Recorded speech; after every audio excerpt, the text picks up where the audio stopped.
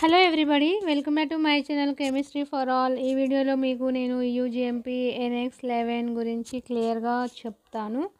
అంతకుముందు వీడియోలో మనం 21 CFR పార్ట్ 11 USFDA అది చెప్పుకున్నాం కదా. సో ఆ వీడియో ఎవరైనా చూడకపోతే ఖచ్చితంగా చూడండి. అలాగే మీకు ఏమన్నా డౌట్స్ ఉంటే తప్పకుండా కామెంట్ చేయండి. మీ కామెంట్స్ అన్నింటికి వీడియోలు చేయడం జరుగుతుంది. అలాగే ఆన్లైన్ క్లాసుల గురించి అడుగుతున్నారు. సో చాలామంది చాలా టాపిక్స్ అడుగుతారు కదా. సో అందుకని కొద్దిగా లేట్ అవుతుంది, కానీ ఖచ్చితంగా ప్రతి ఒక్కరికి వీడియో చేయడం అయితే జరుగుతుంది. కొంచెం టైం పడుతుంది. సో వెయిట్ చేస్తున్నారు చాలామంది. చాలా చాలా థ్యాంక్స్. అట్లాగే మీకు ఎలాంటి డౌట్ ఉన్నా సరే నా ఫోన్ నెంబర్ ఇచ్చాను కదా. సో నా ఫోన్ నెంబర్కి మెసేజ్ చేయండి. నేను ఖచ్చితంగా రిప్లై ఇవ్వడం జరుగుతుంది. తప్పకుండా వీడియో కూడా చేయడం జరుగుతుంది. Contact me on WhatsApp. అట్లాగే లింక్డ్ఇన్ కూడా పెట్టాను. లింక్డ్ఇన్లో కూడా కనెక్ట్ అయిపోండి. అలాగే మీకు ఏమైనా డౌట్స్ ఉంటే కూడా ఖచ్చితంగా కామెంట్ చేయండి. అలాగే సబ్స్క్రైబ్ చేసుకోండి. దీని గురించి మళ్ళీ మళ్ళీ చెప్తున్నాను. చాలామంది సబ్స్క్రైబ్ చేసుకోకుండా చూస్తున్నారండి. అంటే 10% సబ్స్క్రైబ్ చేసుకున్న వాళ్ళు చూస్తే 90% నాట్ సబ్స్క్రైబ్ వాళ్ళు చూస్తున్నారు. ఎంత దారుణం అండి అసలు. మీరు ఖచ్చితంగా సబ్స్క్రైబ్ చేసుకోండి. ఇది నా రిక్వెస్ట్. అలాగే లైక్ చేయండి. మీ ఫ్రెండ్స్ ఎవరైనా ఉంటే వాళ్ళకు కూడా షేర్ చేయండి. ఈ వీడియోలో మనం UNX11 గురించి క్లియర్గా చెప్పుకుందాం.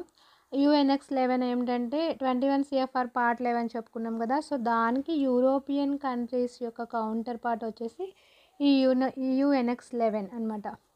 మెయిన్ వచ్చేసి దీంట్లో రెగ్యులేషన్స్ మనకి ఎలక్ట్రానిక్ డాక్యుమెంట్స్ గురించి, అలాగే మనం కంప్యూటరైజ్డ్ మెడికల్ డివైజెస్ యూజ్ చేస్తాం కదా. సో ఆ ప్రొసీజర్స్ని కవర్ చేయడానికి మనకి మెయిన్ UNX11 రెగ్యులేషన్స్ అనేది ప్రతిపాదించడం జరిగింది. The UNX11 complaints requirement instructs that the product maintain the desired quality. అంటే మనకి ప్రొడక్ట్ అనేది ఈ ఎలక్ట్రానిక్ ప్రాసెస్ యూజ్ చేసినప్పుడు కూడా మనకి డిజైర్డ్ క్వాలిటీలో ఉందా లేదా అని చెప్పేసి మనకి ఖచ్చితంగా UNX11 అనేది కంప్లైంట్స్ అవుతుంది అనమాట. మెయిన్ వచ్చేసి మనకి కంప్యూటరైజ్డ్ సిస్టమ్ అంటే మనకి ప్రొడక్షన్లో, అలాగే క్వాలిటీ కంట్రోల్లో, అలాగే టెస్టింగ్ చేసేటప్పుడు మనం కంప్యూటరైజ్డ్ సిస్టమ్స్ యూజ్ చేస్తాం కదా. సో ఆ కంప్యూటరైజ్డ్ సిస్టమ్స్ యొక్క ప్రొసీజర్స్కి, ఎలక్ట్రానిక్ డాక్యుమెంట్స్కి మెయిన్ వచ్చేసి ఈ రెగ్యులేషన్స్ అనేవి ప్రతిపాదించడం జరుగుతుంది అనమాట. మనకి ఈ UNX11 అనేది 1997లో క్రియేట్ చేశారు. ఇవి వచ్చేసి UNX11లో మనకి మెయిన్ వచ్చేసి ఆల్రెడీ చెప్పుకున్నాం కదా, కంప్యూటరైజ్డ్ సిస్టమ్స్ యొక్క ఎలక్ట్రానిక్ డాక్యుమెంట్స్ గురించి మనకి రెగ్యులేషన్స్ అనేవి మెయిన్ ఉంటాయి అన్నమాట. ఈ UNX11 అనేది 1997లో క్రియేట్ చేసినప్పటికీ చాలాసార్లు వీటిని మనకి అప్డేట్ చేయడం జరిగిందన్నమాట.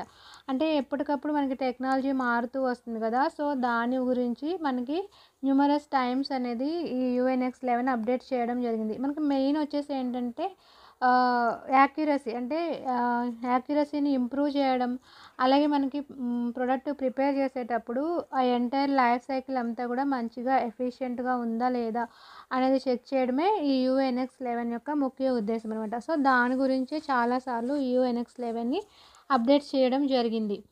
ఈ UNX11 అప్లికబిలిటీ మెయిన్ వచ్చేసి మనకి రిస్క్ అసెస్మెంట్ గురించి, అలాగే డేటా మేనేజ్మెంట్ గురించి, అలాగే సెక్యూరిటీ, కంప్యూటరైజ్డ్ యాక్టివిటీస్ గురించి మెయిన్ గైడ్లైన్స్ ఉన్నాయన్నమాట.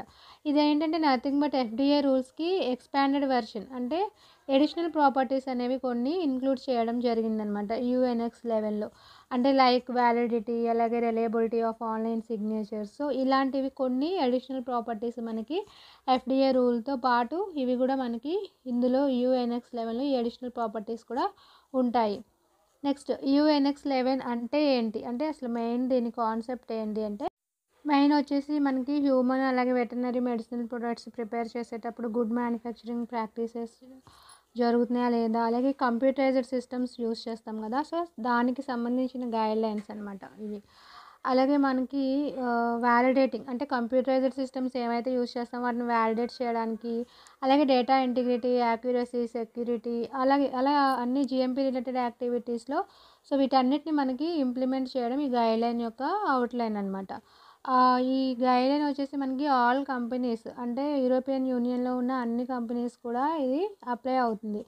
అలాగే మనకి మెడికల్ ప్రొడక్ట్స్ మ్యానుఫ్యాక్చరింగ్ చేస్తాం కదా, like pharmaceutical, contract manufacturing organisations, అలాంటి కంపెనీస్లో కూడా మనకి ఇవి అప్లై అవుతుందన్నమాట UNX11 అనేది.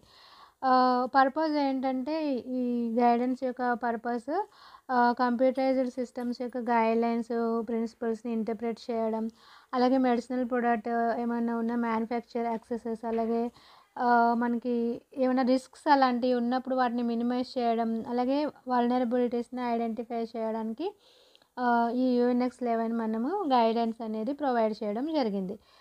ఈ UNX11 అనేది మెయిన్ 3 పార్ట్స్గా డివైడ్ చేయడం జరిగింది. అంటే జనరల్ రిక్వైర్మెంట్స్ ఒకటి, ప్రాజెక్ట్ ఫేజ్ ఒకటి, ఆపరేషనల్ ఫేజ్ ఒకటి. జనరల్ రిక్వైర్మెంట్స్ ఏంటంటే ఇట్ ప్రొవైడ్స్ జనరల్ గైడెన్స్, అంటే కంప్యూటరైజ్డ్ సిస్టమ్స్, GMP రెగ్యులేటెడ్ యాక్టివిటీస్కి సంబంధించిన జనరల్ గైడెన్స్ని ప్రొవైడ్ చేస్తుంది ఈ రిక్వైర్మెంట్స్. ఆల్రెడీ చెప్పుకున్నాం కదా, risk management, personal, suppliers, service providers, so వీటికి రిలేటెడ్గా మనకి జనరల్ గైడెన్స్ ఉంటుందన్నమాట. నెక్స్ట్ వచ్చేసి ప్రాజెక్ట్ ఫేజ్ ఏంటంటే ఇది మెయిన్ వచ్చేసి వ్యాలిడేటింగ్ కంప్యూటరైజ్డ్ సిస్టమ్స్, సో వాటి మీద ఫోకస్ చేస్తుంది. కంప్యూటరైజ్డ్ సిస్టమ్స్ వ్యాలిడేషన్ మీద, అలాగే user requirements like specifications, performance assessment, so వీటి మీద మనకి మెయిన్ ఫోకస్ అనమాట ప్రాజెక్ట్ ఫేజ్. నెక్స్ట్ వచ్చేసి ఆపరేషనల్ ఫేజ్. ఇందులో ఏంటంటే మనకి మెయింటెనెన్స్ ఆఫ్ కంప్యూటరైజ్డ్ సిస్టమ్స్, అంటే data storage, printouts, audit trials, change management, security, electronic signatures, so వీటికి రిలేటెడ్గా మనకి ఆపరేషనల్ ఫేజ్. ఇంకా మనకి general requirements, project phase, operational phase గురించి నెక్స్ట్ వీడియోలో ఇంకా క్లియర్గా చెప్పుకుందాం. సో మీ అందరికీ అర్థమైంది అనుకుంటున్నాను. ఖచ్చితంగా సబ్స్క్రైబ్ చేసుకొని లైక్ చేయడం మర్చిపోమాకండి, ఓకేనా.